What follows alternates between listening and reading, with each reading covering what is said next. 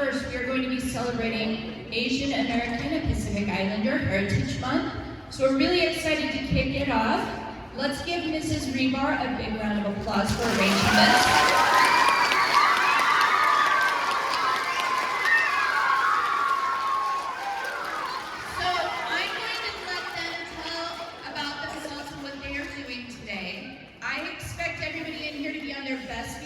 For this performance. We are really, really lucky to have this group here today. So thank you guys. Hey guys! Alright, I'm the kindergarten teacher. I was a lot of your kindergarten teacher. This is my family that I told you all about. This is my brother, my actual brother. Same mom, same dad, my brother, and he's going to go and explain to you a little bit about our school, a little bit about what we're going to do today. Welcome everyone. We are the Lohan School of Shaolin. My name is Sifu Raoul. Sifu is the Chinese term for teacher, also happens to be the same word for father. So we are here, guys, to help celebrate Asian Pacific Heritage Month. So just like the countries of Asia, representation of doing martial arts and traditional lion dance. Now, the traditional lion dance is very symbolic in the Chinese culture. China is a part of Asia. And what we're going to do now is we're going to do a lion dance. Okay, now this is not a dragon, these are lions. Okay, so again, this again we're doing what's called a lion dance. Now the story goes, back in ancient China, the emperor at the time was having nightmares, having all these bad dreams and nightmares. And in his nightmares, these monsters would scare him, and these ghosts were always scaring him in his dreams. So he'd have his nightmares. So when he would wake up, he wouldn't be a very nice guy because he wouldn't get a good night's sleep. So he'd always be in a bad mood. So he finally went to ask his advisors, all his smart people, and he's like, hey, I'm having all these nightmares where I have these monsters and ghosts are always chasing me. What can I do? And they're like, well, let's see if we do something a little bit different. Maybe let's change things around. Maybe let's see if we change your diet. Maybe if you start exercising a little bit more. Let's see if that helps your dreams. So in turn, as he started eating better and exercising more, he noticed his dreams would change. He still had some of the monsters and ghosts, but now as he noticed, as he was getting healthier, a big furry beast was coming from heaven, and the big furry beast was scaring away all the monsters and ghosts. And every time he ate healthy, and the monsters would come, but instead the furry beast would come and he would chase away and scare away all the monsters. And in turn, he was feeling a lot better, feeling a lot better about himself, and having all this really awesomely good luck all the time. He's like, every time I see this furry animal in my dream, I have really, really good luck. So what the advisors say, well, what you're probably dreaming of is a lion. Now in China, they don't have lions. They have tigers, they have bears, but they don't have lions. So they kind of imagined that this was what a lion looked like. Okay? So again, as you notice, it brought him good luck, and it chased away all the bad ghosts and all the bad monsters and made him feel really, really good. So he's like, you know what, I want to make everybody else feel really, really good with these lions. So what I want to do is I want to make these lions in real life. But they can't bring a real lion in. So what they would do is he had his warriors and his martial artists pretending to be these lions. And they're very symbolic of Chinese New Year, because in Chinese New Year, you want to start off the year with good luck and prosperity. So a lot of times we perform for the Lunar New Year, so that way we bring good luck and prosperity to the upcoming New Year. And especially in businesses, because people who have businesses, they want to make sure their business is doing good, so they can keep on having their business go a long, long, long time, have lots and lots and lots of money. So a lot of businesses would have the lions do and bring good luck to their businesses, scare away all the ghosts, and that way you have good luck. Because sometimes the Chinese believe that if your business is not doing good, it's because you got ghosts in there. So if you go to a restaurant, maybe the restaurant was good, but all of a sudden the restaurant wasn't tasting so good anymore, it's like, oh, they probably got ghosts in there. So what they would do is they would bring the lions in, chase away all the ghosts in real life, and then being able to bring good luck to that restaurant or that business, and have that business make lots and lots of money. Okay? So again, it is actually very good luck to be around and be near the lions. Now, it's actually really good luck to touch the lions. If you can touch the lion's nose, or if you can touch the lion's fur, it usually means it's going to bring you guys really good luck in your future. So later on, the lions are going to come out and try to bless you guys and give you guys good luck. So if you get the opportunity to try and touch his nose or touch his fur, like petting a dog or petting a cat, it's going to bring you guys good luck, all right? So those of you guys that want good luck, I don't know, good luck in your grades or good luck on your video games or whatever you guys do. So those of you guys, good luck and maybe get more allowance, something like that. So if you guys do have the lions, the lions do do come near you, you're going to try to be able to see if you can touch the lion. But just like petting a cat, if you get too loud and crazy, the lion's going to walk away from you. But if you're nice and quiet and calm, and then you can see if you're going to be able to pet the lion and get good luck.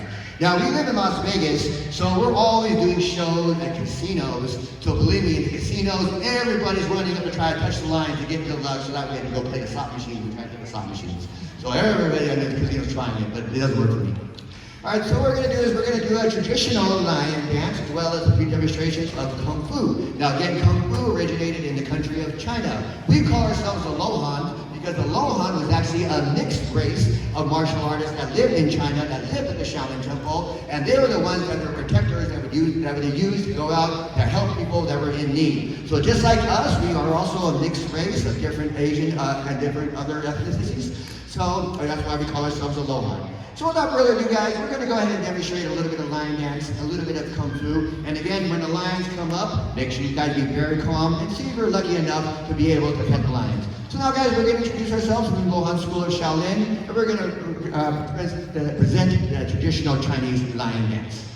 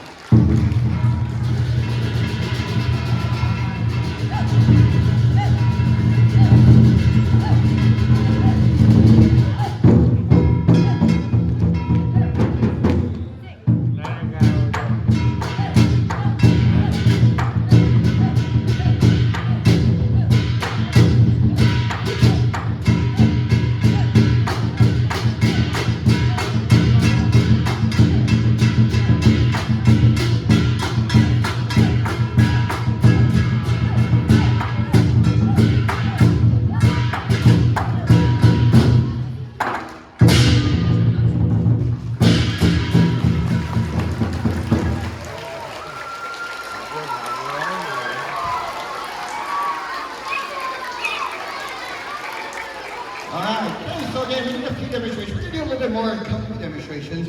But again, I want to talk about a little bit of traditional Chinese Kung Fu. Now, Kung Fu's been around for a long, long time. Thousands of years, not hundreds of years, thousands of years. It's been around a very, very long time. So again, they use it for health, they use it for self-defense.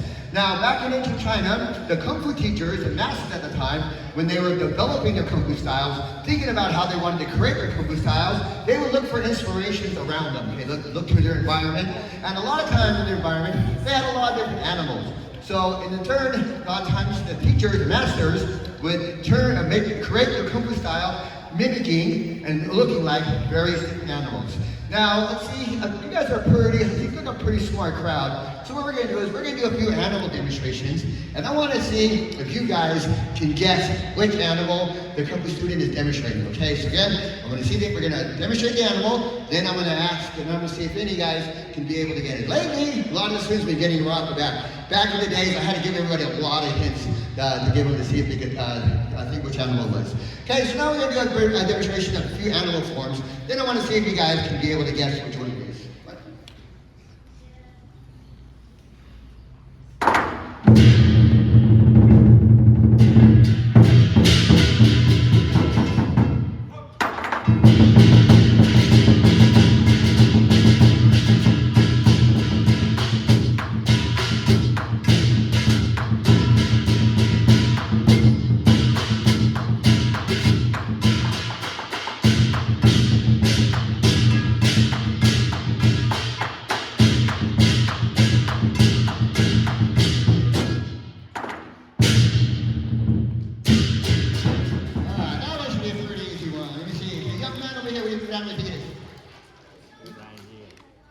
Well, close.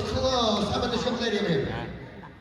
Tiger. Oh, that was good. Very good. Tiger. You kind of saw the way you held the hands with like tiger, so that was a pretty good giveaway. And the representation or the energy and the essence, the power of the tiger is strength using your body. Okay, strength in your body. Okay. All right. Now this one might be a little more difficult. Let me see if you guys can guess this one.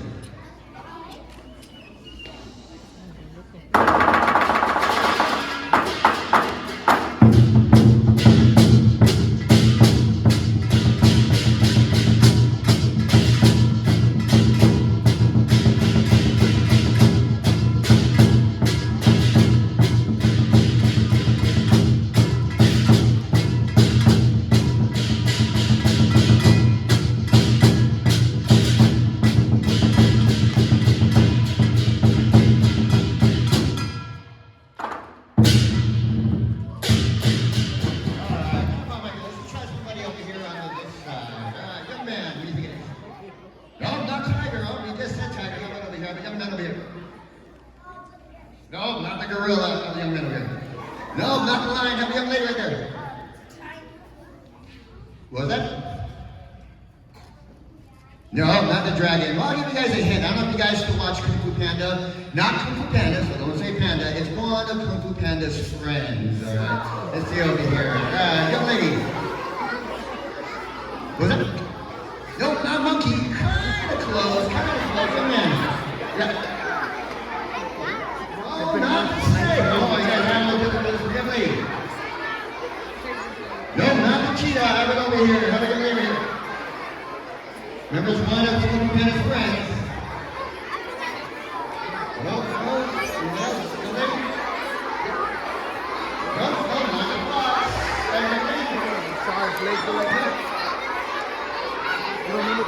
Oh, man, you guys have your hands on this one. No, not the bear. All right, get the man over here. Oh, we got it! Praying mantis! Now, for one, you saw he's holding his hands. The way he was holding his hand kind of looked like the pictures and feelers of the praying mantis. Okay? He was kind of hopping around, kind of lazy bugs kind of hopping around. Okay? And also, praying mantises have really fast hands. Has anybody here ever seen praying mantis eat? They're really fast. So if you put, say, a bug in there and a praying mantis, if you look at the bug like it's about to eat it, all of a sudden it's in his hands. You're like, whoa, we didn't even see him grab it. It's automatically just in his hands. His hands are so fast. So just like the way Kendrick is doing his hands really, really fast, okay? All right, we're going to do one more animal demonstration, and then we'll finish off with a few more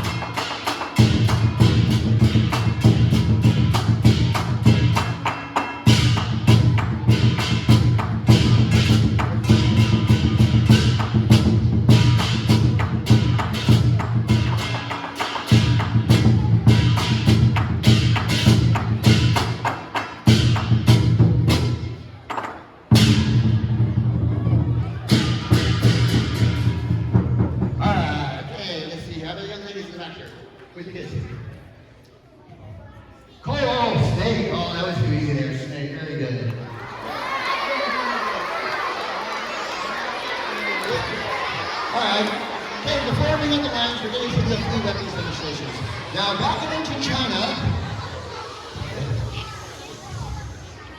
ancient China, they didn't have police. Remember, we have police these days. They had the military, but the military was usually busy fighting wars and doing other stuff. So if you lived in a town or a little village, you had to protect yourself when bad people came around. So we don't have police, but here, if bad people come around, we call the police. Please come, take the bad guys away. But back in ancient China, they didn't have the police. So if bad people came around, it was up to you to protect yourself. So it was really good for everybody to know as much Kung Fu as possible. The reason why bad people came around, if all of us knew Kung Fu, they wouldn't want to mess with us. They go on to move on to a different part, okay? So now we're going to do a few weapons demonstrations. Even back in the days, even little guys had to demonstrate with weapons. So now we're going to demonstrate with one of our little guys, one of the more advanced weapon sets.